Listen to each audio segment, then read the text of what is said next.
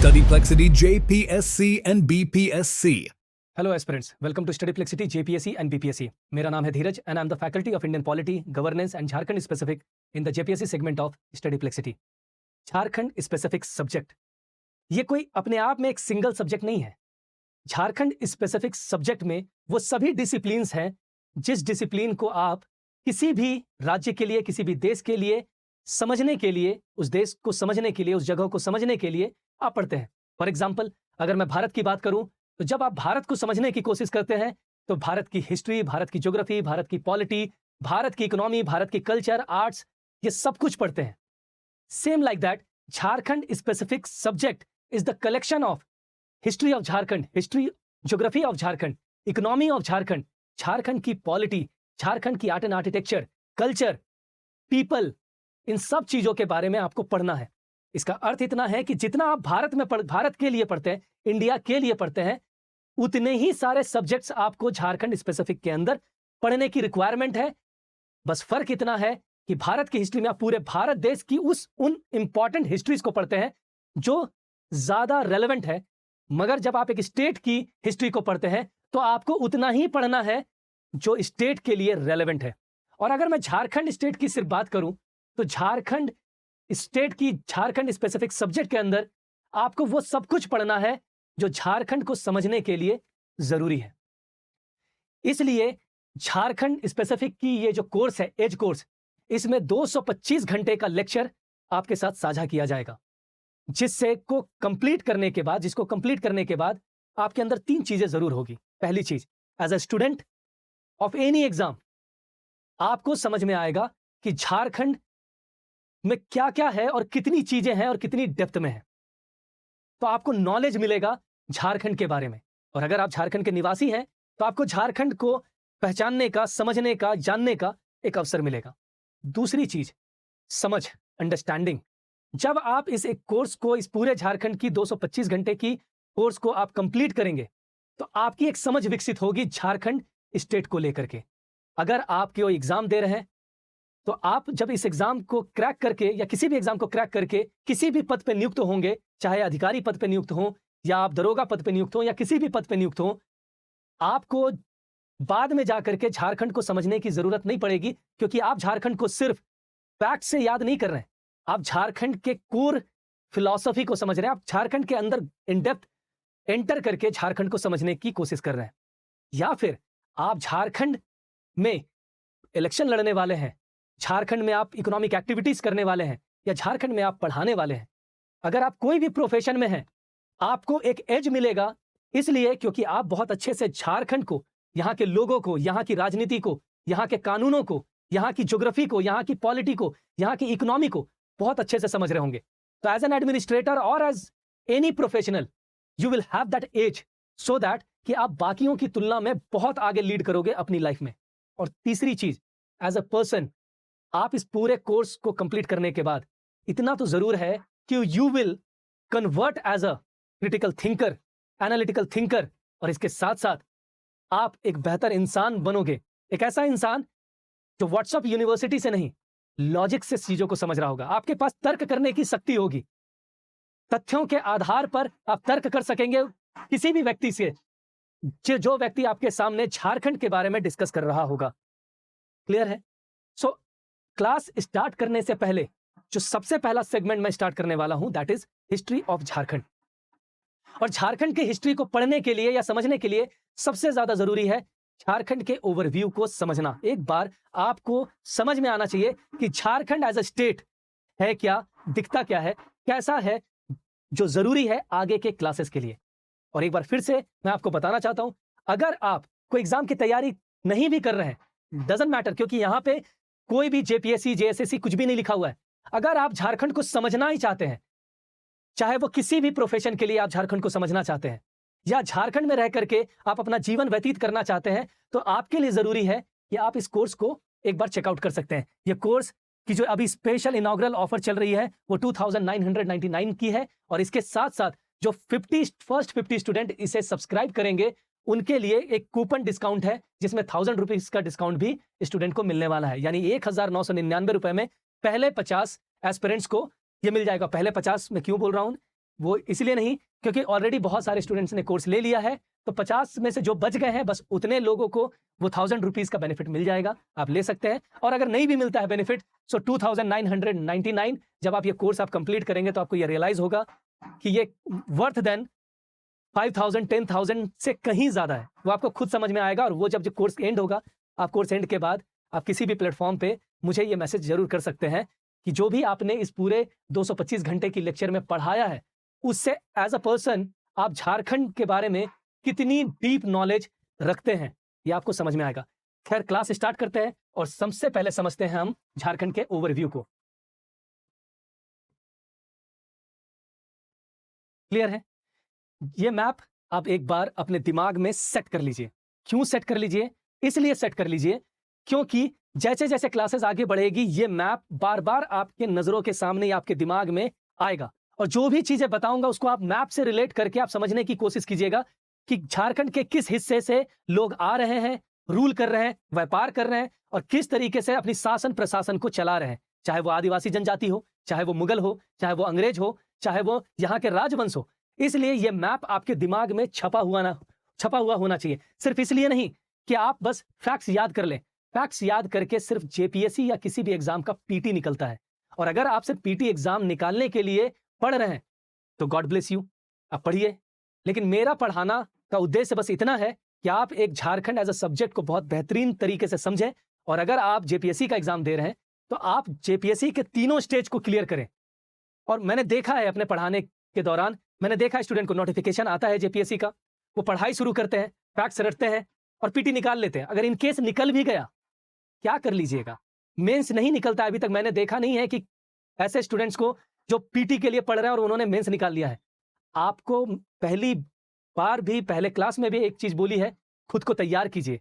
हर एक एग्जाम के लिए अपने आप को तैयार रखिए। एक बार आप तैयार रहेंगे, कोई भी एग्जाम आएगा आप उसे क्रैक कीजिएगा।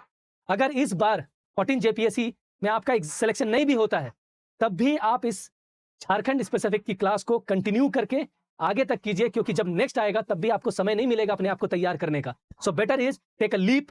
और अपने पास जो समय है, बहुत बड़ा समय है, 6 महीने 7 महीने, उस 6 और 7 महीने में आप इस सब्जेक्ट को इतना प्रिपेयर कर लीजिए कि जब कभी भी एग्जाम हो तो ऐसा कोई क्वेश्चन ना हो जो आपसे नहीं बने।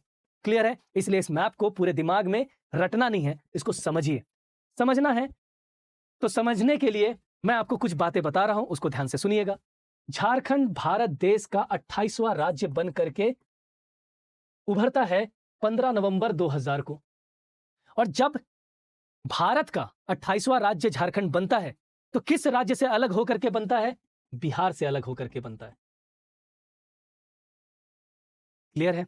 तो सवाल उठता है कि जब बिहार से अलग होकर के एक प्रांत, एक राज्य का गठन हुआ था 2000 में, तो बिहार का कितना प्रतिशत हिस्सा अलग हुआ था? आपका आंसर होना चाहिए 46%। बिहार के 46% हिस्सों को अलग करके झारखंड एक राज्य बनाया गया। और अगर जिले में बात करें तो उस समय बिहार के 18 जिलों को अलग करके एक राज्य बनाया गया था, झारखंड। ठीक है? और अगर हम बात करें भारत के दृष्टिकोण से, भारत के संदर्भ में, तो झारखंड भारत का 28वां राज्य तो बना, लेकिन भारत के नक्शे पर भारत की ज्योग्राफिकल एरिया का कितना प्रतिशत हिस्सा झारखंड कंस्टिट्यूट करता है? सो दैट इज 2.42% हिस्सा झारखंड पूरे भारत देश के क्षेत्रफल का कंस्टिट्यूट करता है। ठीक है? ये क्या है? एरिया। किसका? भारत देश के कुल क्षेत्रफल का 2.42% हिस्सा झारखंड कंस्टिट्यूट करता है। आई बात समझ? तो सवाल आता है कि अगर हम इस पूरे क्षेत्रफल को नंबर्स में बात करें तो कितना हो जाएगा? 79,714 स्क्वायर किलोमीटर। इतना एरिया जो है वो झारखंड का एरिया है। 79,714 स्क्वायर किलोमीटर। ये जो डेटा है वो बेसिकली सेंसस यानी जनगणना 2011 के अनुसार है, लेकिन ज्यादातर रिसर्च स्कॉलर्स और एकेडमिशियंस इस डेटा से भी ज्यादा इस डेटा पे रिलाय करते हैं, दैट इज 79,716 स्क्वायर किलोमीटर। क्यों? क्योंकि क्षेत्रफल की दृष्टिकोण से ज्योग्राफिकली इतना एरिया झारखंड का है। और ये कौन बताता है? ये बताता है जियोलॉजिकल सर्वे ऑफ इंडिया, ये बताता है फॉरेस्ट सर्वे ऑफ इंडिया की रिपोर्ट जो आती है उसके अनुसार। और कभी एग्जाम में आपको क्वेश्चन आए कि फॉरेस्ट सर्वे ऑफ इंडिया की रिपोर्ट के अनुसार झारखंड का क्षेत्रफल कितना है? तो दैट इज 79,716 स्क्वायर किलोमीटर। और अगर बात करी जाए सेंसस ऑफ इंडिया की, तो आप बताइएगा 79,714 किलोमीटर स्क्वायर। सो भारत के कुल क्षेत्रफल का 2.42% झारखंड एरिया कंस्टिट्यूट करता है। सो अब सवाल आता है कि अगर झारखंड 28 राज्य में से एक राज्य है, तो आज के डेट में झारखंड इन नंबर वाइज कितना बड़ा राज्य है? तो झारखंड भारत का 14th लार्जेस्ट स्टेट है। और ये रीसेंट डेटा है, 14 लार्जेस्ट स्टेट। क्यों? क्योंकि जब जम्मू कश्मीर एक स्टेट हुआ करता था, अब तो यूनियन टेरिटरी हो गया, यानी केंद्र शासित प्रदेश है। लद्दाख को भी अलग कर दिया गया और जम्मू कश्मीर को भी अलग करके दोनों को एक केंद्र शासित प्रदेश बना दिया गया। लेकिन जब यह केंद्र शासित प्रदेश नहीं हुआ करता था, एक राज्य हुआ करता था, तो उस समय झारखंड भारत का 15वां सबसे बड़ा राज्य हुआ करता था। लेकिन आज के डेट में वो 14वां सबसे बड़ा राज्य है। तो इतना आप याद रखिएगा। कोई दिक्कत? ठीक है। अगर आप ये बातें समझ गए हैं तो थोड़ा सा मैं इसको इरेज कर रहा हूं, लिख लीजिएगा ये आप। और रहा सवाल, मैं कुछ चीजें और क्लियर कर देता हूं आपको। बहुत सारे स्टूडेंट्स के बहुत सारे डाउट्स हैं, मैं डाउट्स को once for an all clear कर देता हूं अभी ही। देखिए, स्टडीप्लेक्सिटी एक बहुत कॉमन सी फिलॉसफी पे बिलीव करती है। अगर आपने स्टडीप्लेक्सिटी का इंट्रोडक्शन वीडियो देखा होगा, जो स्टडीप्लेक्सिटी चैनल पर भी अवेलेबल है और जेपीएससी बीपीएससी चैनल पर भी अवेलेबल है, यूट्यूब के चैनल पर। अगर आप यूट्यूब के चैनल पे विजिट करते हैं तो आप वहां पे इंट्रोडक्शन वीडियो देखिएगा, वी आर स्टडीप्लेक्सिटी। हमने जब स्टडीप्लेक्सिटी को स्टार्ट किया था, एक बहुत ही कॉमन फिलॉसफी पे स्टार्ट किया था। और वो कॉमन फिलॉसफी कुछ है जो वीडियो के माध्यम से हमने बताया है। हम यहां पे एक कम्युनिटी डेवलप कर रहे हैं। हम एस्पिरेंट्स के साथ साथ एक अच्छे ह्यूमन बीइंग डेवलप कर रहे हैं, जहां पे आप हमें सिखाएंगे, हम आपसे सीखेंगे और आप हमसे सीखेंगे। इसके साथ साथ हमें रोबोट्स नहीं बनाने हैं। हमारी कोर फिलॉसफी है ह्यूमन टच। इंसान आज बहुत टेक्नोलॉजीज पे रिलाई कर रहा है, मगर इन सब चीजों से वो बहुत दूर हो जा रहा है, उन सभी इमोशन से, उन सभी भावनाओं से, उन सभी समझ से, उन सभी लॉजिक से, उन सभी एनालिटिकल थिंकिंग से, जो एक इंसान को इंसान बने रहने के लिए बहुत ज्यादा जरूरी है। इसलिए स्टडीप्लेक्सिटी की अपनी एक कोर फिलॉसफी है उसकी एकेडमिक सेशंस में, कि हम आपको पढ़ाएंगे ऑफलाइन क्लासरूम से, ऑनलाइन मोड से। इसलिए टैगलाइन भी है hybrid 2.0, a coaching which makes you think, कि आप सोचने पर मजबूर हो। इसलिए हमने कुछ पैरामीटर को बहुत स्टैंडर्ड में सेट रखा है। एक, पीडीएफ शेयर नहीं किए जाएंगे। किसी भी टॉपिक की पीडीएफ शेयर नहीं करी जाएगी। उससे बेटर है कि आपको बुकलेट दे दिया जाएगा। Booklet in the sense study material. PDF share नहीं करी जाती है। जनरली क्या होता है, पीडीएफ से लोग रट्टा मारते हैं, फैक्ट्स याद कर लेते हैं और उसके बाद मेंस में जाकर के फंसते हैं। तो ना तो वो एग्जाम क्रैक कर पाते हैं, सिर्फ भीड़ का हिस्सा बनते हैं, और ना ही वो एक अच्छे एडमिनिस्ट्रेटर बन पाते हैं, और ना ही वो एक बेहतर इंसान बन पाते हैं। सो पीडीएफ शेयर करना, there will be no shortcuts. We believe in teaching, we believe in the delivering. हम आपको सबसे बेहतरीन कंटेंट डिलीवर कर रहे हैं, बेहतरीन क्लासरूम डिलीवर कर रहे हैं और बहुत सारे लिंकेजेस के साथ डिलीवर कर रहे हैं, जिससे आप आज के जो देश विदेश में जो गतिविधियां हो रही है उनसे चीजों को जोड़ करके चीजों को समझिए, पढ़िए और एक बुद्धिजीवी इंसान बनिए, जिससे आप तार्किक हो सकते हैं, एक लॉजिकल पर्सन बन सकते हैं।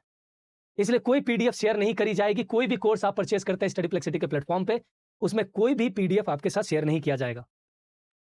क्लियर है? I hope this is very clear, क्योंकि बहुत सारे स्टूडेंट्स का बहुत मैसेजेस आते हैं, बहुत कंफ्यूजन है। बहुत सारे स्टूडेंट का, सर पीडीएफ दे दीजिए, मुझे लेक्चर नहीं देखना है, बस पीडीएफ देखना है। और उन्हें लगता है कि they are following a very great path in their life. I don't think so. ठीक है, वो हो ही नहीं सकता। आप पढ़िए, जो भी बताया जा रहा है आप उसको लिखिए। लिखते लिखते बहुत सारी चीजें आपको खुद ब खुद याद हो जाती है। आप समय दीजिए, आप स्पीड को 2x करके पढ़िए और उसके नोट्स खुद से बनाइए। सब कुछ रेडीमेड चाहिए लाइफ में। रेडीमेड इतने सारे रिसर्च पेपर्स को, इतने सारे बुक्स का अध्ययन करके आपको रेडीमेड लेक्चर्स भी दे रहे हैं, लेकिन उसके बाद भी नहीं उसका भी सर समराइज्ड वर्जन दे दो, आप मेरे को पढ़ लेंगे। तो आप खुद सोचो ना। हम लोग भी कभी कभी सोचते हैं क्या किताबें नहीं है मार्केट में, उठा के पढ़ लीजिए। हम डिस्ट्रिक्ट कलेक्टर बनाने आए हैं, पीडीएफ कलेक्टर बनाने नहीं आए हैं। हमें पता है कि बहुत सारे, हमारे तैयारी के दौरान भी बहुत सारे एस्पिरेंट्स ऐसे थे जो न्यूज़पेपर कट कर लेते थे और कट करके न्यूज़पेपर्स बस जमा करते रहते थे फाइलों में, और जो जिन्होंने और जो एस्पिरेंट्स बहुत सीरियस होते थे, जो आज अपने लाइफ में बहुत अच्छा कर रहे हैं, चाहे उनका एग्जाम निकला हो या ना निकला हो, उन लोगों ने उस समय जो तैयारी की है, आज बाकी की जिंदगी उसी से अपना नाम, अपना वजूद और उसी से अपनी आजीविका सुरक्षित रखे हुए हैं और बहुत अच्छा कर रहे हैं अपनी लाइफ में। और बाकी के लोग जो अपने पढ़ाई के दौरान पीडीएफ कलेक्टर बने हैं, उन्होंने बाकी अपने जो भी एस्पिरेंट्स है, आज अगर वो टीचर बन गए हैं तो अपने एस्पिरेंट्स को पीडीएफ कलेक्टर बनना सिखा रहे हैं कि भाई हम पीडीएफ दे रहे हैं, कलेक्ट कर लो, एमसीक्यूज के पीडीएफ है, ले लो। और ये भी आप भी जानते होंगे, अपने आप से पूछिएगा कि आप कितने पीडीएफ को ले लेते हैं और उसको पढ़ते हैं, कितने कलेक्ट करके रखा रहता है, इतने सारी किताबें आप क्या पढ़ लेते हैं? नहीं। तो बेटर है कि चीजों को समझिए, सीक्वेंस में समझिए, आराम से समझिए। और आप क्या होता है, फिर 2-3 साल आप लगाते हैं एग्जाम के प्रिपरेशन में, at the end of the day हासिल कुछ होता नहीं है। आप समय बचाने के चक्कर में ज्यादा शॉर्टकट से लेते हैं तो वो लॉन्ग कट में चला जाता है। 2-3 साल तक आप एग्जाम देते रहते हैं। और मेरा खुद का मानना है कि आप एग्जाम की तैयारी मात्र 2-3 साल कीजिए और अपना बेस्ट, अपना 100% दीजिए। और अगर एग्जाम नहीं निकलता है, just quit your preparation on that day and do something else. इस लूप में मत फंसिए, बस आप तैयारी कीजिए अपना एज, क्योंकि एक ही चीज को पढ़ते पढ़ते आदमी मोनोटोनस हो जाता है। सो बेटर इज कि कोई भी काम इस जीवन में, पढ़ाई नहीं, कोई भी काम कीजिए, जो भी करने गए हैं। हम लोग भी स्टडी फ्लेक्सिटी को स्टार्ट किए हैं, जो भी काम अपने लाइफ में हमने भी किया है उसको फुल 100% अपनी जो थ्रॉटल है उसको 100% झोंक करके आप काम कीजिए। फॉर 1 और 2 ईयर 3 ईयर अगर सक्सीड होते हैं तब भी सही, नहीं भी होंगे बहुत कुछ मिलेगा आपको, बहुत कुछ आप करेंगे, वो भी सीरियस नहीं। तो जब तैयारी करने के लिए किताबें उठाए हैं और मन बना लिया है तैयारी करने का, तो बढ़िया से कर लीजिए। क्यों ऐसे चक्करों में पड़े हुए हैं, शॉर्टकट्स के चक्कर में, कि आने वाले समय में आप क्या हो गया, एक लॉन्ग कट्स के चक्कर में फंसे रह गए। खैर, कम टू द टॉपिक। अब ये जो आपको मैप दिख रहा है, क्लियर है? इस मैप को जब आप देख रहे हैं तो आपको यह समझना है कि झारखंड आज के डेट में भारत के नक्शे पर कहां सिचुएटेड है। तो जब भी अगर एग्जाम में क्वेश्चन पूछा गया और पूछा जाएगा भी, सो उत्तरी पूर्वी एरिया में, नॉर्थ ईस्टर्न, अब पूरा नॉर्थ ईस्टर्न नहीं है लेकिन नॉर्थ, अगर आप मानचित्र देखेंगे तो सेंटर से हट करके नॉर्थ ईस्टर्न साइड में आपको झारखंड सिचुएटेड देखने को मिलेगा। क्लियर है? और ये एग्जाम का पूछा हुआ क्वेश्चन है, ठीक है? सो भारत के नक्शे पे तो यहां दिखता ही है। और अगर हम बात करें पृथ्वी पे झारखंड कहां सिचुएटेड है, तो पृथ्वी पे किसी भी एरिया को लोकेट करने के लिए जरूरी होता है कि आप अक्षांश और देशांतर की समझ रखें, यानी लॉन्गिट्यूड एंड लैटिट्यूड। अगर हम झारखंड के लॉन्गिट्यूड की बात करें, लॉन्गिट्यूड, ठीक है, जिससे टाइम जोन पता चलता है। अगर हम लॉन्गिट्यूड की बात करें तो इसका लॉन्गिट्यूड है 83 डिग्री 22 मिनट ईस्ट से लेकर के 87 डिग्री 57 मिनट ईस्ट तक, ठीक है? ये इनका देशांतरीय विस्तार है या फिर लॉन्गिट्यूडनल डिस्टेंस है। क्लियर है जी? और वहीं अगर हम बात करें लैटिट्यूड की, तो लैटिट्यूड में that is 21 degree 58 minute north, 21 degree 58 minute north से लेकर के, this is the northern part, सबसे नॉर्दर्न पार्ट है। अगर हम इसको कलेक्ट देखते हैं so that is 25 degree 18 north. ये है इसका अक्षांशीय विस्तार, यानी लैटिट्यूडनल डिस्टेंस। क्लियर है? लॉन्गिट्यूड लैटिट्यूड क्या होता है, आप ज्योग्राफी की क्लास में सर पढ़ा रहे हैं, आप उसको जाकर के देखिए, काफी अच्छे से उन्होंने एक्सप्लेन किया है। सो आप उसको एक बार देख लीजिएगा। इसलिए समझ विकसित कीजिए, रट्टा मार के ज्यादा दिन नहीं होगा। इवन मेंस में भी जब आप ज्योग्राफी के आंसर्स लिखेंगे, झारखंड ज्योग्राफी का भी, तो इन सब चीजों को इस तरीके से लिख पाएंगे अगर आपकी समझ है तो।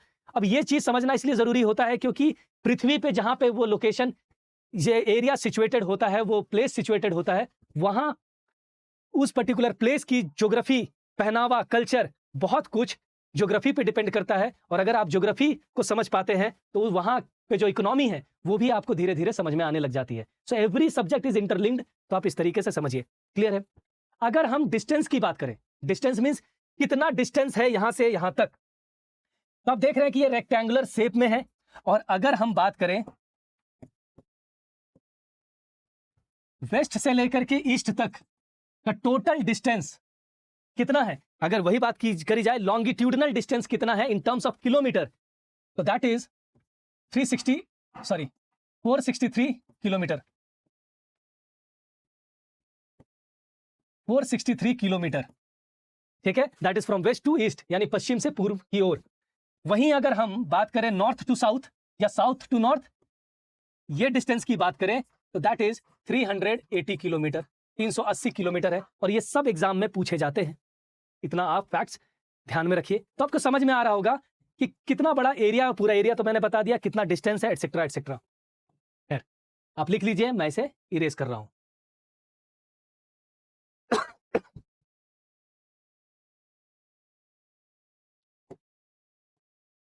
एंड लास्ट चीज जो आपको आगे बढ़ने से पहले समझनी है वो है इसकी ज्योग्राफिकल लोकेशन, और उसके साथ साथ ये किन राज्यों के साथ अपनी बॉर्डर को साझा करती है।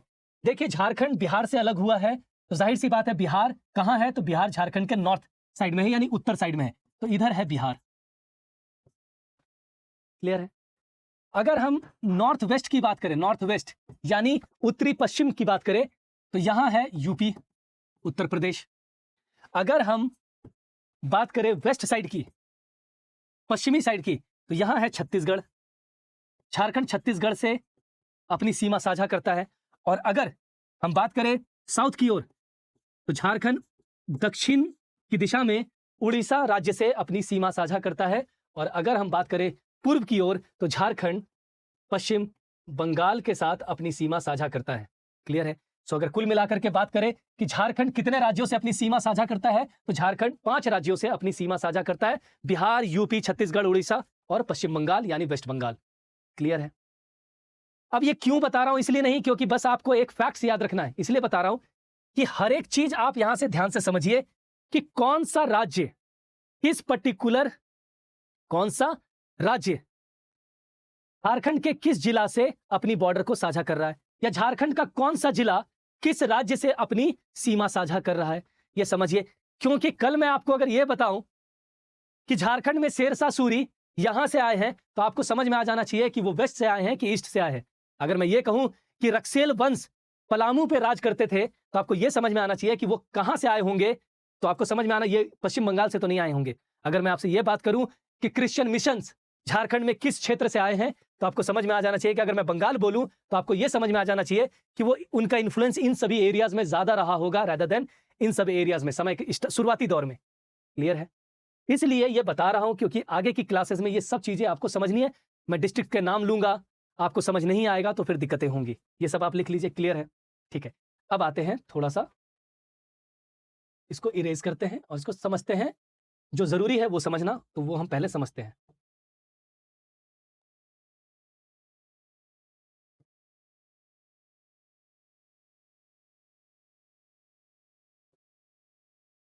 ठीक है, अब देखिए, कुल मिलाकर के आज के डेट में झारखंड के 24 जिले हैं। कितने जिले हैं? 24 जिले हैं। ठीक है, तो टोटल 24 जिले हैं आज के डेट में। लेकिन 2000 में जब झारखंड अलग हुआ था बिहार से, तो उस समय सिर्फ 18 जिले थे। अब 18 जिले वो कौन कौन से थे, आप यहां पे लिख लीजिए। देखिए, 15 नवंबर 2000 को झारखंड में 18 जिले हुआ करते थे। 18 जिले, क्योंकि बिहार के 18 जिले को अलग करके झारखंड का गठन किया गया, और बिहार के 46% हिस्से को अलग करके, बिहार के 46% हिस्से को अलग करके झारखंड राज्य का गठन किया गया। यह भी याद रखिएगा, 46% हिस्से को अलग करके झारखंड एक राज्य बनाया गया, और झारखंड बिहार के 18 जिलों को अलग करके एक राज्य बनाया गया 2000 में। क्लियर है जी? यहां तक समझ रहे हैं? एक बात यहीं पे, एक फैक्ट और भी बता देता हूं। झारखंड जो है वो छोटा नागपुर का हिस्सा है। इसका हिस्सा है, छोटा नागपुर का हिस्सा है। और छोटा नागपुर क्या है? एक पठार है, प्लाटू है। और ये जो पठार है उसका नाम छोटा नागपुर इसलिए पड़ा क्योंकि झारखंड में ही नागवंश था, और अंग्रेजों ने इस पूरे एरिया को क्या कह करके बुलाने लगे? छोटा नागपुर। क्लियर है? और वहीं से ये जो पठार है उसका नाम क्या पड़ा? छोटा नागपुर पठार। तो अब सवाल आता है कि क्या झारखंड, आपको भी पता है, छोटा नागपुर का हिस्सा है, तो क्वेश्चन ये है कि झारखंड छोटा नागपुर का कितना प्रतिशत हिस्सा है? तो इसके लिए यह समझना है कि छोटा नागपुर पठार खुद में उसका एरिया क्या है।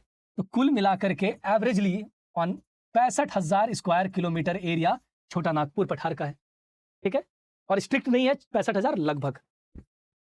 तो आपको एक बात समझ में आ गया होगा कि झारखंड जो है का जो क्षेत्रफल है वो छोटा नागपुर के क्षेत्रफल से ज्यादा बड़ा है। क्लियर है? तो अब सवाल ये उठता है कि छोटा नागपुर का कितना प्रतिशत एरिया झारखंड में है, या फिर झारखंड एज ए स्टेट के अंदर कितना प्रतिशत एरिया छोटा नागपुर पठार का है। So that your answer will be 76 to 77%। 76 से 77% हिस्सा झारखंड का छोटा नागपुर पठार से लाई करता है, छोटा नागपुर पठार का हिस्सा है। क्लियर है? तो सवाल उठता है कि बाकी का हिस्सा क्या है? बाकी का हिस्सा मैदानी क्षेत्र है, मैदानी क्षेत्र है। क्लियर है? यहां तक ये बात बता दिया, ठीक है। अगर आप ये बात है तो आप लिख लीजिए इसको, मैं यहां पे इरेज कर रहा हूं। सो झारखंड जब बना था तो उस समय 18 जिले थे। 18 जिले के बाद आज के डेट में 6 और जिले बाद में ऐड हुए। 2011 में ही 2001 में ही 4 और नए जिले बनाए गए। सबसे पहले बना, दैट मैं यहां से लिख दे रहा हूं, 19वां जिला, 19th डिस्ट्रिक्ट, 19वां जिला बना लातेहार। और कब बना? 4 अप्रैल 2001। 20वां जिला बना जामतारा। कब 20वां जिला जामतारा, और कब बना? 26 अप्रैल 2001 को। 21वां जिला बना सिमडेगा। क्लियर है जी? सिमडेगा, ठीक है। और ये बना 30 अप्रैल 2001 को। और 22वां जिला बना सरायकेला खरसावां।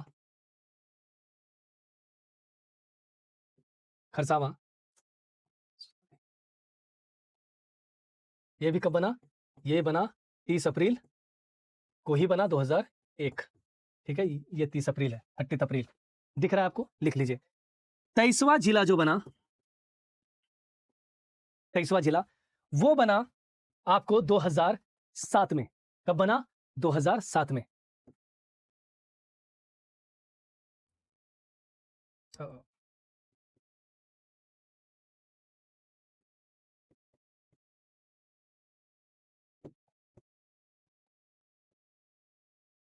2007 में। और ये 23वां जिला 2007 में जब बना तो कौन सा बना? खूंटी। और 24वां जिला जो है वो भी इसी दिन बना, दैट इज रामगढ़। लिख लीजिए, ठीक है। 12 सितंबर 2007 टोटल। तो 24 जिले आपको पता चल गए। अब सवाल है कि कौन जिला कहां कहां से अलग होकर के बना, डिविजन्स कैसे बने, ये सब हम पढ़ेंगे झारखंड पॉलिटी की क्लास में। मैं सिर्फ आपको 24 जिला बता रहा हूं। ये 24 जिला बन करके उभरा है, ठीक है। तो ये 24 जिला आपको समझ में आ जाना चाहिए। 18 जिले 2000 में बने, उसके बाद 6 जिले और एड ऑन हुए, इसके बाद है डिवीजन, ब्लॉक्स, अनुमंडल, ये सब पढ़ेंगे हम झारखंड की पॉलिटी की क्लास में। फिलहाल जो जरूरी है बस उतना आप ध्यान दीजिए। क्लियर है यहां तक? अगर आप ये लिख लिए हैं, देख लिए हैं, तो आगे बढ़ते हैं। अब आपको इस मैप में 24 जिले दिख रहे होंगे, ठीक है। झारखंड की राजधानी रांची यहां पे है। क्लियर है? यहां पे लिखा हुआ नहीं है तो आप इसको लिख सकते हैं। क्लियर है जी? आगे बढ़ते हैं। अब देखिए, मैंने बताया बिहार से लगा हुआ है, टोटल 5 राज्यों से झारखंड अपनी बॉर्डर साझा करती है। तो ये भी आपको पता होना चाहिए कि किस राज्य से कितने जिले साझा करती है। क्लियर है? तो बिहार जो है, झारखंड के टोटल 10 जिले हैं जो बिहार से अपनी बॉर्डर को साझा करते हैं। कौन? आप खुद समझ जाइएगा। मैप अगर आपके दिमाग में, गढ़वा, पलामू, चतरा, हजारीबाग, कोडरमा, गिरिडीह, देवघर, दुमका, गोड्डा और साहेबगंज। क्लियर है? ये 10 जिले हैं। तो बिहार से एग्जाम में क्वेश्चन आता है कि झारखंड के कितने जिले बिहार राज्य से अपनी सीमा साझा करती है। तो 10 जिले झारखंड के बिहार से अपनी सीमा साझा करती है। कौन कौन? गढ़वा, पलामू, चतरा, हजारीबाग, कोडरमा, ये सब याद रखिएगा, गिरिडीह, देवघर। क्लियर है जी? आगे बढ़ते हैं। इधर एक ही है बस, गढ़वा, जो उत्तर प्रदेश से अपनी सीमा साझा करता है। गढ़वा अकेला एक राज्य से, उत्तर प्रदेश से सिर्फ गढ़वा जो है वो उत्तर प्रदेश राज्य से सिर्फ गढ़वा वो जिला है जो सिर्फ उत्तर प्रदेश से सीमा साझा करने वाला एक जिला है, वो है गढ़वा। क्लियर है? लेकिन गढ़वा वो जिला है जो 3 राज्यों से अपनी सीमा साझा कर रहा है। छत्तीसगढ़, उत्तर प्रदेश से की सीमा लगने वाला सिर्फ गढ़वा जिला है, ध्यान दीजिएगा। लेकिन गढ़वा एक ऐसा जिला है जिससे तीन राज्य अपनी सीमा साझा करते हैं, और ये इकलौता ऐसा जिला है जो 3 राज्यों से अपनी सीमा को साझा करती है। कौन कौन? उत्तर प्रदेश, बिहार और छत्तीसगढ़। क्लियर है? अब अगर हम बात करें कि वो कौन कौन से जिला हैं जो छत्तीसगढ़ से सीमा साझा करते हैं, तो गढ़वा एक हो ही गया है, लातेहार दूसरा, गुमला 3 और सिमडेगा 4। तो कुल मिलाकर के छत्तीसगढ़ से सीमा साझा करने वाले 4 जिला हैं, और उत्तर प्रदेश से सीमा साझा करने वाले 1 जिला है। क्लियर है? और बिहार से सीमा साझा करने वाले 10 जिला हैं। इधर है उड़ीसा से कुल मिलाकर के 4 जिले हैं जो बॉर्डर साझा करते हैं, सिमडेगा, वेस्ट सिंहभूम, सरायकेला खरसावां यहां दिख रहा है, और ईस्ट सिंहभूम। कुल मिलाकर सिमडेगा, पश्चिमी सिंहभूम, सरायकेला खरसावां और ईस्ट सिंहभूम। क्लियर है जी? कोई दिक्कत है तो बोलिए। ठीक है, एग्जाम में यह भी क्वेश्चन आता है कि सबसे वेस्टर्न डिस्ट्रिक्ट कौन सा है, सबसे सदर्न डिस्ट्रिक्ट कौन सा है, सबसे दक्षिण जिला कौन सा है? तो पश्चिमी सिंहभूम सबसे दक्षिणी जिला है, लिख लीजिएगा। क्लियर है जी? कोई दिक्कत है तो बोलिए। सबसे पश्चिम जिला कौन सा है? तो गढ़वा है, देख ही रहा होगा आपको मैप में। अब अगर आपसे पूछे कि सबसे उत्तरी जिला कौन सा है, तो साहेबगंज है, यह भी आपको मैप में दिख रहा होगा। क्लियर है? कोई दिक्कत? और अगर आपसे पूछे सबसे पूर्वी जिला कौन सा है, तो आपको दिख रहा होगा ये पाकुड़ जो है वो सबसे पूर्वी जिला है। क्लियर है? अब आते हैं इधर, पश्चिम बंगाल से कितने डिस्ट्रिक्ट हैं जो सीमा साझा करती है? कुल मिलाकर के 10 जिले हैं ऐसे जो पश्चिम बंगाल से अपनी सीमा साझा करते हैं। ईस्ट सिंहभूम, रांची, बोकारो, धनबाद, जामताड़ा, दुमका, पाकुड़, साहेबगंज। ठीक है, ये सारा आप लिख लीजिएगा, सरायकेला खरसावां। ये टोटल 10 जिले हैं जो पश्चिम बंगाल से अपनी सीमा साझा करते हैं। यहां इस मैप को ध्यान से देखिएगा, इसलिए कि जब आप मैप को देख रहे हैं तो आपको समझ में आना चाहिए कि कौन सा जिला एग्जैक्टली कहां सिचुएटेड है। और स्पेशली जब बोल रहा हूं तो ये सब जिलों को जरा ध्यान से अपने दिमाग में रखिएगा। ये हिस्ट्री जब पढ़ रहे हैं तो ये सब जिले आप ध्यान दीजिएगा। क्लियर है? जो भी बॉर्डर के जो डिस्ट्रिक्ट है उनको आप ध्यान से देखिएगा। क्लियर है? सो कुल मिलाकर के ओवरव्यू में अभी आपको बस इतना जानना है, समझना है और इतना ही पता रखना है। क्लियर है? आगे बढ़ते हैं। अगर आपको यह ओवरव्यू समझ में आ गया है तो हम शुरू करते हैं आगे।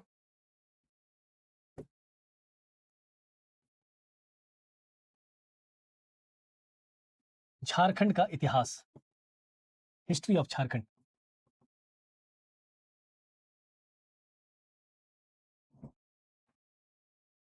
History of Jharkhand.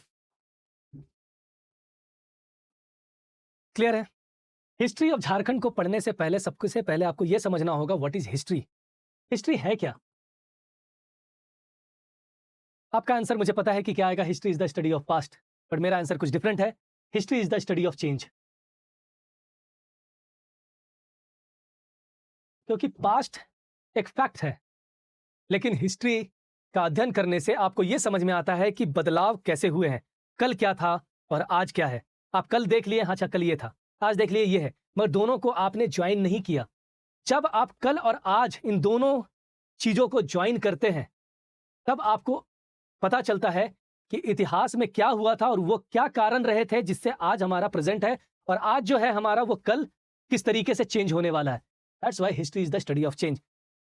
Father of history आपको पता है किसे कहा जाता है? हेरोदोतस। हेरोदोतस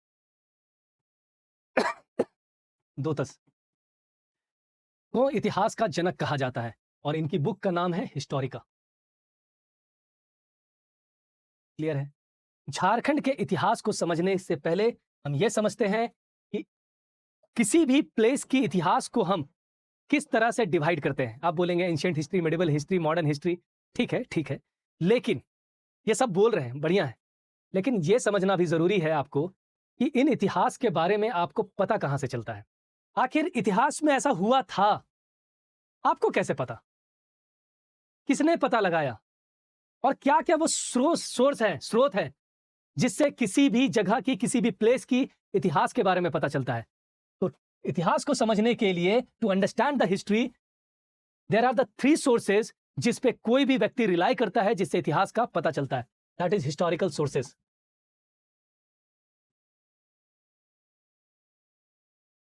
कौन कौन से सोर्सेज हैं? सबसे पहली सोर्स होती है आर्कियोलॉजिकल सोर्सेज।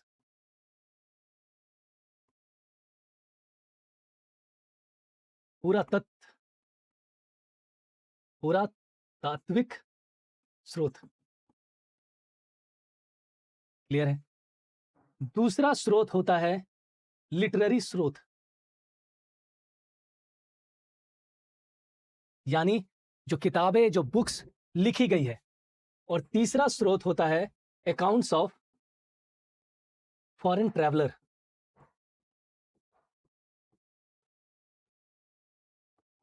विदेशी यात्रियों का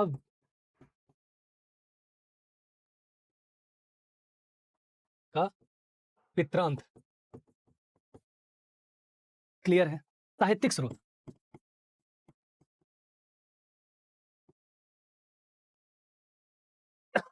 साहित्यिक स्रोत।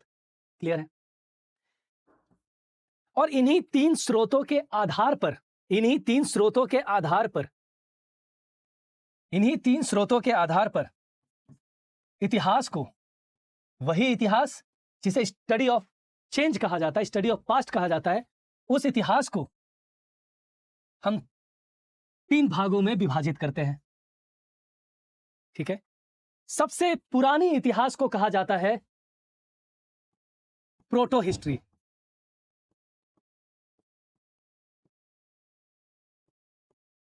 प्राग ऐतिहासिक कालखंड, प्राग ऐतिहासिक या प्राग इतिहास। ठीक है? प्रोटो हिस्ट्री, ये वो समय होता है जिस समय मनुष्य पढ़ना लिखना नहीं जानते थे, जिस समय मनुष्य असभ्य थे,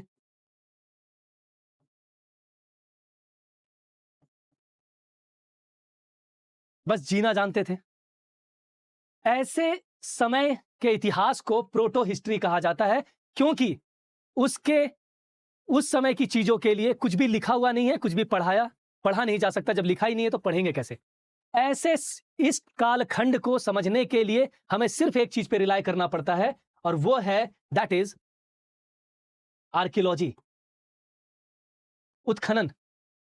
पूरा तात्विक स्रोतों पे डिपेंड करना पड़ता है कि वो कैसे जीते थे, कैसे रहते थे, जो वो सामान यूज करते थे, उनको समझ करके, उनका अध्ययन करके ही हमें इस कालखंड के बारे में पता चलता है। क्लियर है? और ऐसा नहीं है कि आर्कियोलॉजी सिर्फ इस कालखंड के लिए यूज किया जाता है, इवन वो आज तक भी कोई चीज है तो उसके लिए भी यूज किया जाता है। लेकिन इस कालखंड को समझने के लिए हमें 100% किस चीज पे रिलाई करना पड़ता है? दैट इज पुरातात्विक स्रोतों पे रिलाई करना पड़ता है, आर्कियोलॉजिकल सोर्सेज पे रिलाई करना पड़ता है। क्लियर है जी? इसके बाद जो हिस्ट्री आती है दैट इज कॉल्ड आद ऐतिहासिक सॉरी, एक मिनट, यहां गड़बड़ हो गया। प्री हिस्ट्री, प्राग ऐतिहासिक, प्रोटो हिस्ट्री, आद ऐतिहासिक,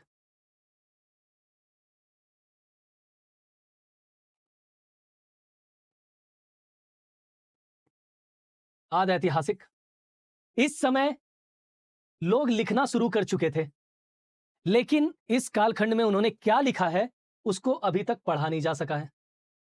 और थोड़ा सा इसके कंपैरिजन में मनुष्य जो है वो सभ्य हो गए थे, इसलिए वो लिखना शुरू कर चुके थे, लेकिन उन सब चीजों को पढ़ा नहीं जा सका है। जैसे कि इंडस वैली सिविलाइजेशन, सिंधु घाटी सभ्यता की जो लिपि है उसको अभी तक डिसिफर नहीं किया जा पाया है, इसलिए हम उसके बारे में ज्यादा नहीं पता है। ऐसे कालखंड के समय को हम लोग क्या कहते हैं? Proto history. क्लियर है? और third one is the history, इतिहास, जहां पे मनुष्य सभ्य हो गए। अब सभ्य तो एक डिबेटेबल टॉपिक है। जब सिविक सेंस की बात होती है इंडिया में तो आप जानते ही हैं कि कितने सभ्य हैं या कितने असभ्य हैं।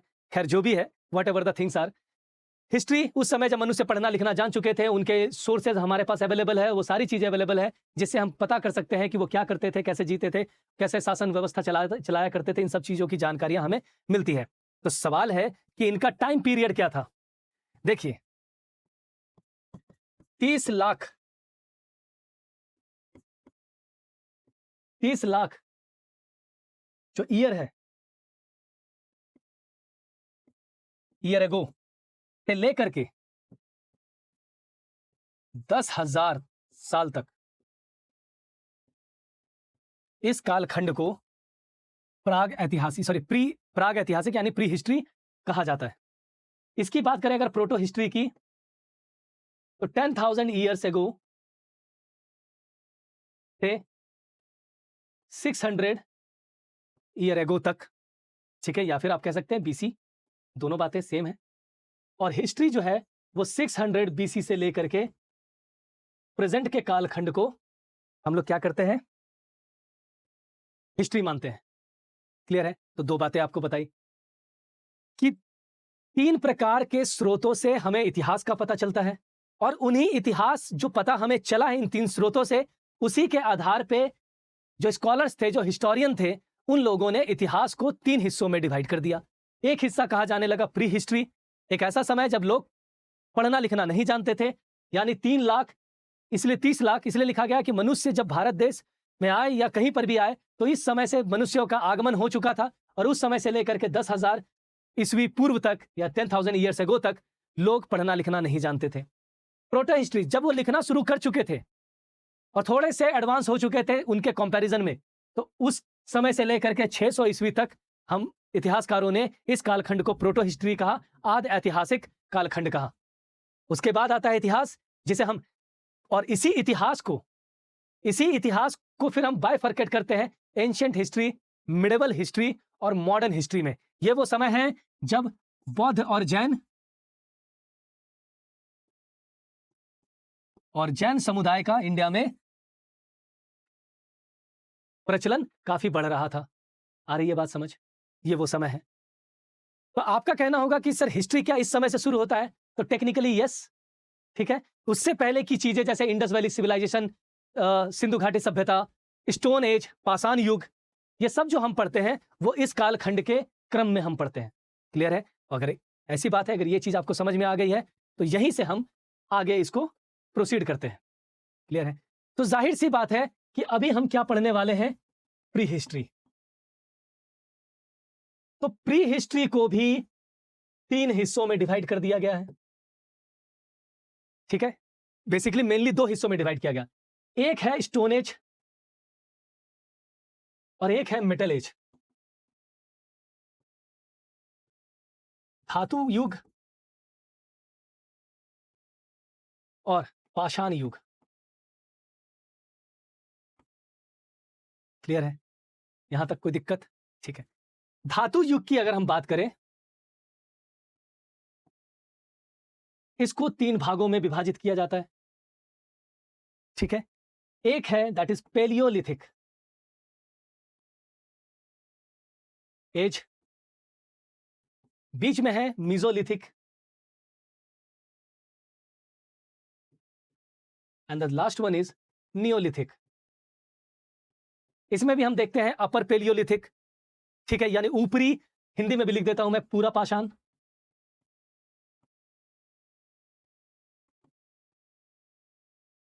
मध्य पाषाण और नवपाषाण। क्लियर है? इसको भी 3 पार्ट में डिवाइड किया जाता है, upper palaeolithic, lower palaeolithic and middle palaeolithic. Clear है जी? मीजोलिथिक, यहां तक सब ठीक। अब इसका कालखंड हम देखते हैं। 2 हिस्सों में मैं कालखंड इसका बता रहा हूं, क्योंकि हम लोग टेक्निकली वहां पहुंच रहे हैं जहां हमें पहुंचना है। और हम कहां पहुंच रहे हैं? हम पहुंच रहे हैं झारखंड।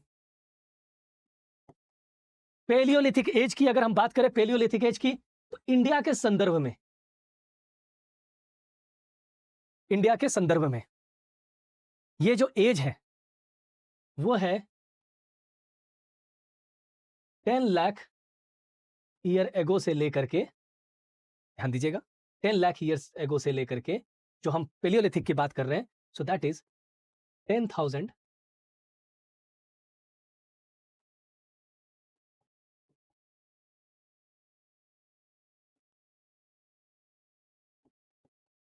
10 लाख ईयर एगो से लेकर के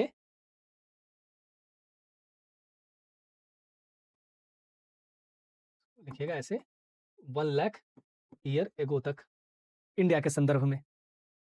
क्लियर है? इसको ऐसे लिखिए 10,000,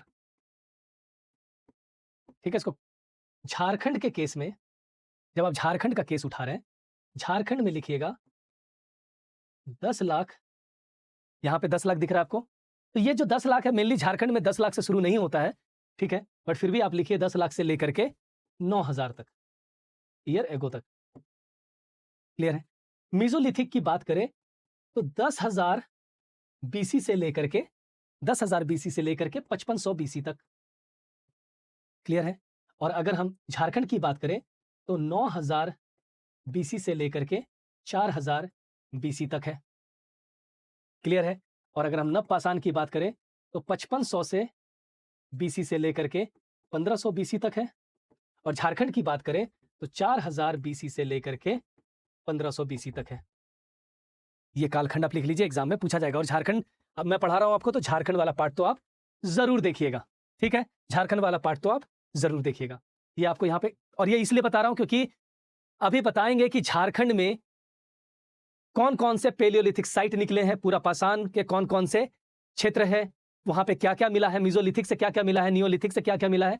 इसलिए आप समझ जाइएगा कि जो भी वस्तुएं मिली है, जो भी चीजें डिस्कवर हुई है, उसका कालखंड, उसको हम मीजोलिथिक बोल रहे हैं, तो उसका कालखंड झारखंड में यही रहा होगा, इसी के बीच के समय का होगा। अगर वो पेलियोलिथिक साइट है, अगर वो पूरा पाषाण कालखंड का एक क्षेत्र रहा है, साइट है, तो इसका मतलब है कि उसका कालखंड रहा होगा इसके बीच में, ठीक है? और अगर टू बी प्रिसाइज अगर आप बात करें तो इसको 10 लाख ना लिख करके आप 1 लाख भी लिख लें, क्योंकि झारखंड में 1 लाख बीसी बोल सकते हैं, या ईयर्स एगो से लेकर के इस समय ही लोगों का आगमन झारखंड में हुआ है। भारत की बात करें तो 10 लाख में जो ह्यूमन बीइंग है वो एंटर कर चुके थे, लेकिन अगर झारखंड की बात करें तो ये 1 लाख, आप इसको कर लीजिए 1 लाख। मैं इसको फिर से लिख देता हूं, ठीक है?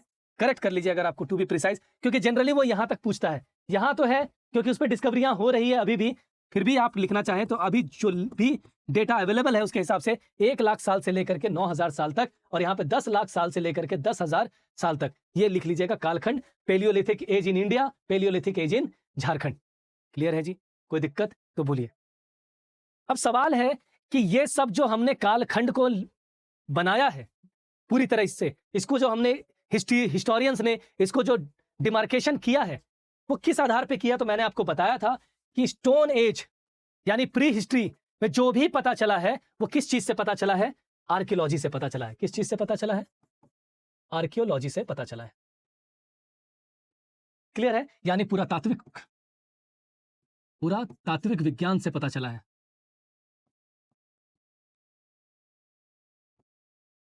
और जब हम पुरातात्विक विज्ञान को समझते हैं तो क्या है यह पुरातात्विक विज्ञान?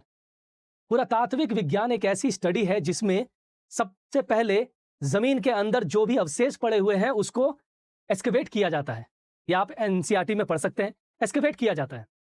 अगर आप आर.एस. शर्मा की एनसीईआरटी पढ़ते हैं, उसमें एक्सकेवेशंस के कौन कौन से तरीके हैं उसको बहुत अच्छे से समझाया गया है, मैं यहाँ पे उसको रिपीट नहीं करूंगा। अगर आप एनसीईआरटी की कोर्स लेना चाहते हैं तो 15 अप्रैल से एनसीईआरटी का कोर्स भी स्टडीप्लेक्सिटी के ऐप पे स्टार्ट हो रहा है।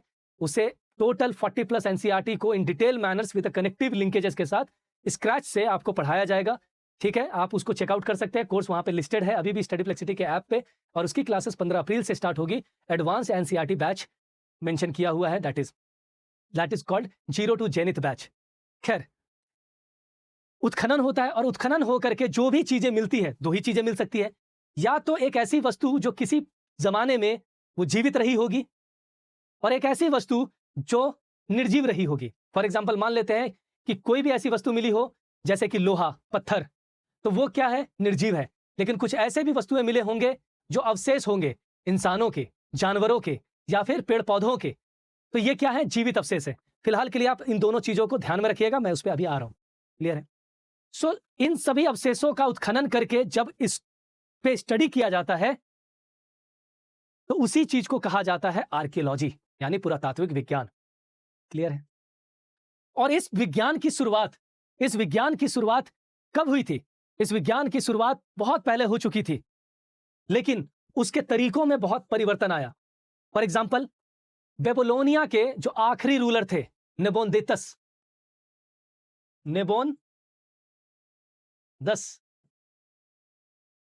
ये जो रूलर थे, इसे कहा जाता है the first archaeologist.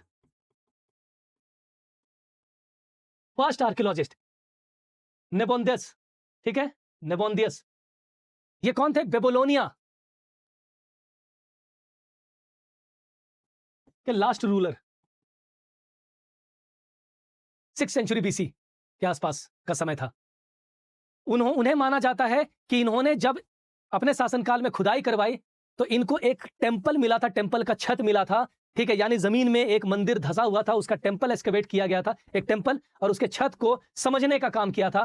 That's why he is widely regarded as the first archaeologist of the world. पहले आर्कियोलॉजिस्ट का दर्जा इन्हीं को दिया जाता है, नेबोन्दियस को। क्लियर है? आगे बढ़ते हैं। लेकिन पुरातात्विक विज्ञान की अगर हम बात करें, आर्कियोलॉजी की, उसको डेवलप करने का काम किसने किया है? तो उसको डेवलप करने का काम किया है, मैं पिक्चर लगा के दिखाता हूं सो दैट कि आपको याद रखे, उसको डेवलप करने का काम किया है इस व्यक्ति ने, और इनका नाम है जोहानन, JOHANN, जोहानन जैकोचिम जोहानन वेकलमैन, WACKEL, जोहानन जोचिम वेकलमैन, सॉरी एन लिख लीजिएगा, वेंकलमैन, वेंकलमैन, जोहानन जियोचिम, ठीक है, हिंदी में लिख देता हूं मैं, जोहानन जियोचिम वेंकल मैन। ये हैं भाई साहब, इन्हें कहा जाता है father of archaeology, father of archaeology, father of archaeology. इसको अच्छे से लिख लीजिए,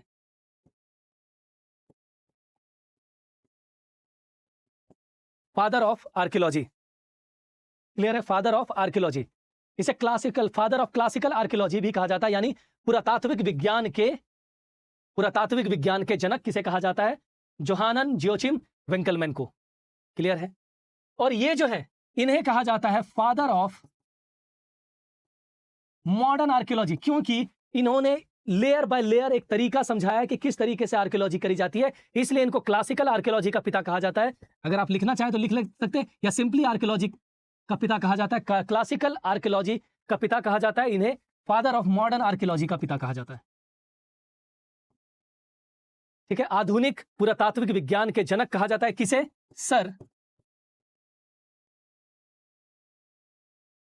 सर विलियम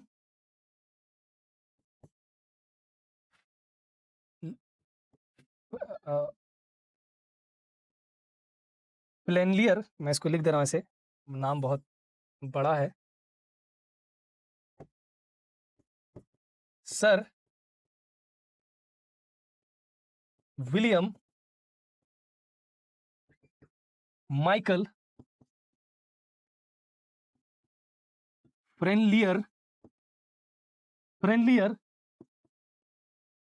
पियरी, सर विलियम माइकल फ्रेनलियर पियरी। ठीक है? ये आप नाम लिख लीजिएगा, नाम बहुत अजीब सा है, तो नाम आप इसको ध्यान से लिखिएगा। ठीक है? इसको लिख लीजिए, आप लिख लीजिए।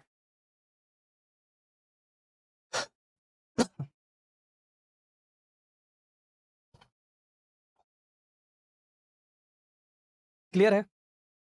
चेहरा फोटोज इसलिए लगा दिया कि आपको याद रहे, फादर ऑफ मॉडर्न आर्कियोलॉजी, तो आप नाम याद रखिएगा, सर विलियम प्लेनियर पियरी, बस इतना याद रख लीजिएगा तो आपको याद रहेगा। वैसे एग्जाम में नहीं पूछा जाएगा, मे भी हो सकता है आपको वर्ल्ड हिस्ट्री का क्वेश्चन में पूछ लिया जाए, हो सकता है आपको इंडियन हिस्ट्री का क्वेश्चन में पूछ लिया जाए, तो एटलीस्ट ये याद रखिएगा। ठीक है? इंडिया की बात करें, who is known as the father of Indian archaeology? So father of Indian archaeology, Bharat के पुरातात्विक विज्ञान के जनक किसे कहा जाता है? सर अलेक्जेंडर कनिंघम को। क्यों कहा जाता है? क्योंकि इन्हीं की बहुत सारे एफर्ट्स की वजह से इन्होंने पुरातात्विक विज्ञान को, इंडिया में आर्कियोलॉजी को प्रमोट किया, और आर्कियोलॉजी को प्रमोट करने के लिए इन्होंने आर्कियोलॉजिकल सर्वे ऑफ इंडिया, यानी भारतीय पुरातात्विक सर्वेक्षण, हिंदी में लिख लीजिए, भारतीय पुरातात्विक सर्वेक्षण,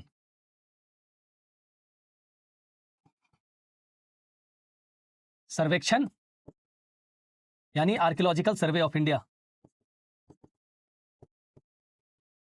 सर्वे ऑफ इंडिया को स्टैब्लिश किया कब? 1861 में, याद रखिएगा, ठीक है। Father of archaeology that is Alexander, sir Alexander Cunningham. Clear है जी? So he is known as the father of Indian archaeology. क्यों? क्योंकि इन्होंने आर्कियोलॉजिकल सर्वे ऑफ इंडिया, जो पुरातात्विक विज्ञान की सबसे बड़ी निकाय है भारत की, आर्कियोलॉजिकल सर्वे ऑफ इंडिया जो मिनिस्ट्री ऑफ कल्चर के अधीन आती है, वो स्टैब्लिश किया गया 1861। और इसी बॉडी के तहत आगे बहुत सारे उत्खनन हुए, बहुत सारे पुरातात्विक विज्ञान के तहत बहुत सारी चीजें पता चली, और उसी के माध्यम से हमें आज के डेट में प्री हिस्ट्री हो या हिस्ट्री हो, इनके बारे में बहुत सारी जानकारियां मिल पाती है। क्लियर है जी? ठीक है। तो ये महाशय कौन है? इनका नाम है doctor Valentine, doctor Valentine Ball. आपने पॉपुलरली सुना होगा वी बॉल। अगर आप रिसर्च पेपर और स्टैंडर्ड बुक्स पढ़ते हैं, हिस्ट्री के में रुचि रखते हैं, so he is known as the Valentine Ball, और इन्हें वाइडली रिगार्ड किया जाता है फादर ऑफ झारखंड आर्कियोलॉजी। क्यों कहा जाता है? इसलिए कहा जाता है क्योंकि इन्होंने ही सबसे पहली बार झारखंड में 1870 में पहली बार आर्कियोलॉजी की थी। कैसे? ये मेनली थे geological survey of India, geological survey of India के उस समय के चेयरमैन थे, और इन्होंने इन्हीं के देखरेख में जो माइंस है, माइंस, कोयला, डायमंड, ठीक है, इनकी बुक भी है, उसमें उन बुक का नाम ही है कि डायमंड, कोल, ठीक है। और इन्होंने 1870 में झारखंड में एक्सकेवेशन हुए, और एक्सकेवेशन कहां होंगे? जब इनको पता चला, क्योंकि अंग्रेजों को पता चला कि यहां पे बहुत सारे मेटल्स हैं, तो इन्होंने उसको खुदवाया, और जब मेटल्स ढूंढने के लिए खुदाई चल रही थी तो बहुत ऐसे आर्टिफैक्ट्स मिले, बहुत ऐसी चीजें मिली, जिसको फिर बाद में जिसको इन्होंने उन पर रिसर्च किया, उनको पता लगाया कि वो क्या है, किस कालखंड के है, ये पता लगाने का काम वैलेंटाइन बॉल ने किया। और इसलिए झारखंड में पहली बार आर्कियोलॉजी की जो एक्टिविटी हुई थी वो इनके नेतृत्व में की गई थी 1870 में। और किस एरिया में की गई थी? तो दैट इज सिंहभूम की गई थी। क्लियर है? तो इतना आप अभी तक पढ़ चुके हैं, ठीक है। सो फादर ऑफ आर्कियोलॉजी जोहानन जोचिम विंकलमैन, याद रखिएगा क्योंकि एग्जाम में पूछा जाता है क्वेश्चन। और father of modern archaeology sir William Matthew, sorry Michael लिखा है ना, मैथ्यू कीजिए, सर विलियम मैथ्यू, मैं साफ से लिख देता हूं इसको, सर विलियम मैथ्यू। और इनका बहुत बड़ा कंट्रीब्यूशन था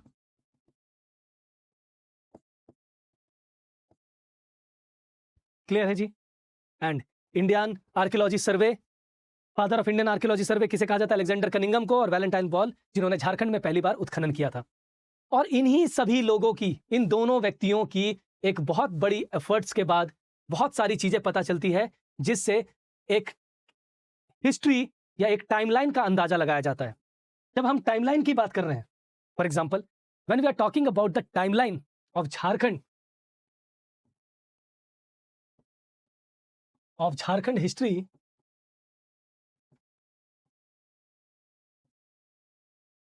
तो हमें सबसे पहले जानना यह जरूरी है कि आखिर जब पुरातात्विक विज्ञान के तहत उत्खनन हुए और कुछ वस्तुएं हमें मिली, तो कैसे पता लगाया जाता है कि वो पर्टिकुलर वस्तु किस कालखंड की रही होगी, किस समय की रही होगी।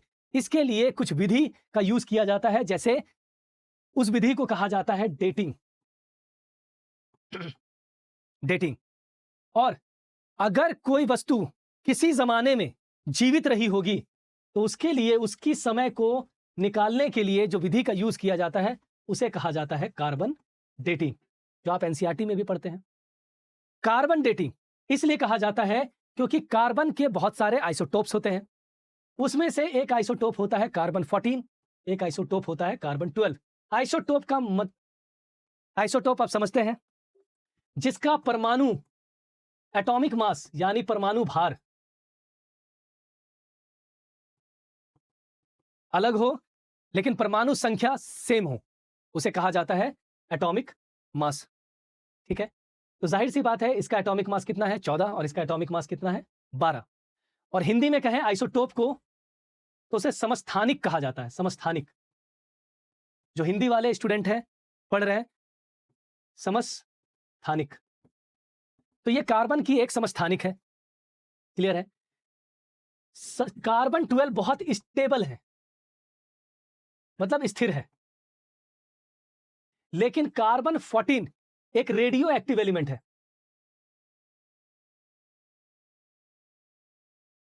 रेडियो एक्टिव यानी हिंदी में रेडियोधर्मी। क्या होता है रेडियोधर्मी? रेडियोधर्मी यह होता है जिसकी जो इलेक्ट्रॉन्स हैं वो काफी ज्यादा क्या होते हैं, रिएक्ट करने की पोजीशन पे होते हैं, तो उसे हम क्या बोलते हैं, रेडियोधर्मी।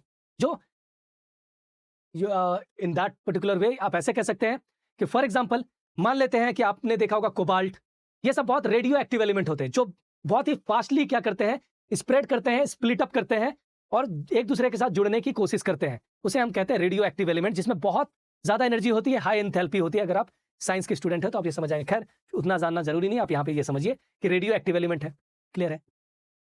सो कार्बन डेटिंग सिर्फ उन्हीं वस्तुओं पे किया जा सकता है जो किसी जमाने में कभी जिंदा रहे होंगे।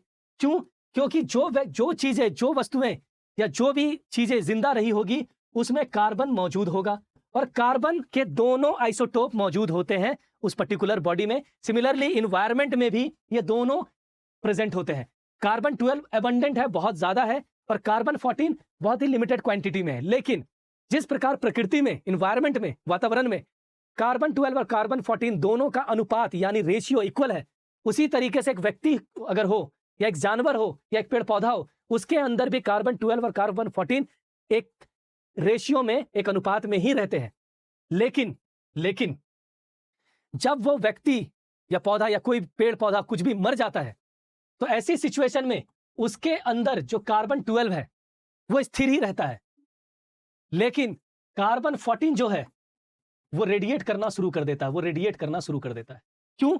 क्योंकि इन्वायरमेंट के साथ अब उसका संपर्क कट आउट हो जाता है, तो वो रेडिएट करना शुरू करता है, और रेडिएट करने की वजह से धीरे धीरे धीरे धीरे कार्बन खत्म होने चला जाता, बॉडी के अंदर से कार्बन खत्म होते चला जाता है।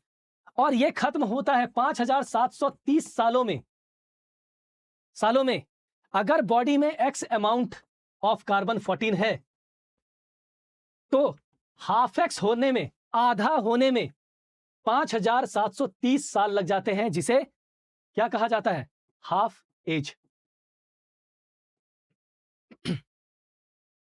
हाफ एज, इसका अर्थ है कि अगर एक व्यक्ति आज मर गया तो उसके बॉडी से जितना भी कार्बन मौजूद है वो आधा कब हो जाएगा, 5730। फिर अगले 5730 सालों में वो जितना आधा था उसका आधा हो जाएगा, दैट इज 1/4 हो जाएगा अगर हम ओरिजिनल से कंपेयर करें तो। इसी तरीके से टोटल कुल मिलाकर के 8 से 10 साइकिल तक ये चल सकती है, क्योंकि खत्म होते होते होते पूरा कार्बन 14 खत्म हो जाएगा। और यही होती है दूसरी लिमिटेशन। पहली लिमिटेशन तो यही है कि इसका प्रयोग सिर्फ उन वस्तुओं पे किया जा सकता है जो किसी टाइम पे जीवित रहे होंगे, पहला लिमिटेशन। दूसरा लिमिटेशन यह है कि अगर बहुत बड़ा समय, अगर बहुत पहले व्यक्ति की मृत्यु हो गई है, मान लेते हैं 1000 साल पहले या लाख साल पहले, तब तक तो हम फाइंड आउट कर पाएंगे। लेकिन 10 लाख साल पहले या करोड़ों वर्ष पहले वो व्यक्ति रहा होगा या वो जीवित रहा होगा, उस वस्तु की जो टाइमलाइन है वो हम नहीं निकाल सकते, क्योंकि ये सिर्फ लाख वर्ष तक के लिए ही एप्लीकेबल या यूजफुल होता है, जिसको हम 5730 मल्टीप्लाइड बाय 8 और मल्टीप्लाइड बाय 10, इतना ही समय तक हम किसी वस्तु की कार्बन डेटिंग कर सकते हैं। तो अब इन्हीं दोनों लिमिटेशन की वजह से हम दूसरी एक्टिविटी करते हैं, जिसे हम क्या कहते हैं,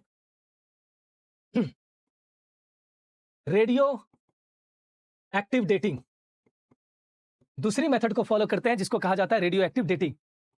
अगर हम इसकी बात करें फॉर एग्जांपल, तो एक होता है potassium argon dating, argon dating. Potassium जो है आर्गन में क्या होती है, डिफ्यूज कर जाती है, पोटेशियम आर्गन डेटिंग। और दूसरी होती है बहुत सारी डेटिंग होती है, दूसरी डेटिंग होती है आपका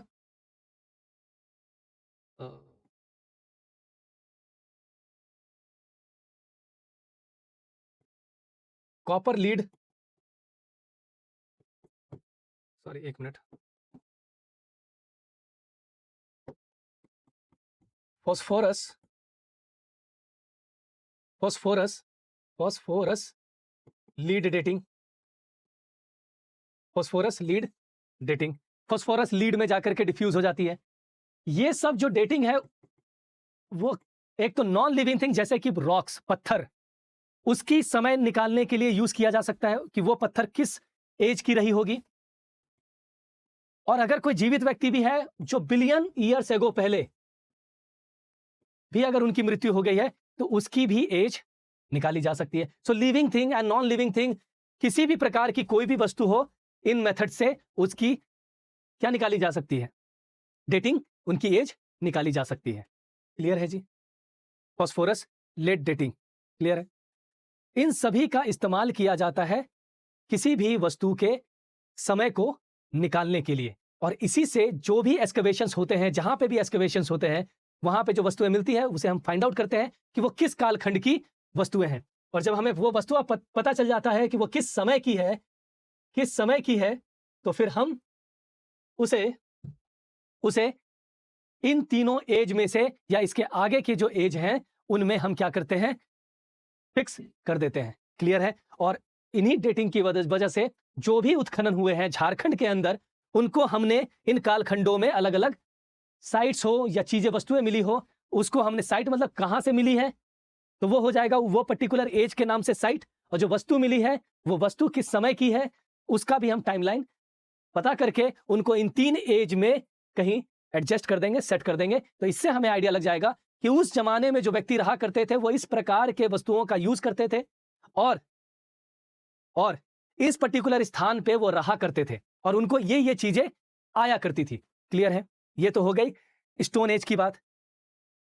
ठीक है, स्टोन एज के साथ साथ पत्थर तो निकलते ही हैं और पत्थर के साथ साथ बहुत सारे धातु भी निकलते हैं। सो झारखंड की धरती में भी बहुत सारी धातु से बने हुए, क्योंकि आपको पता है कि झारखंड एक मिनरल रिच स्टेट है, धातु से बनी हुई बहुत सारे औजार, बहुत सारी फ्रैगमेंट्स, बहुत सारी चीजें मिली है।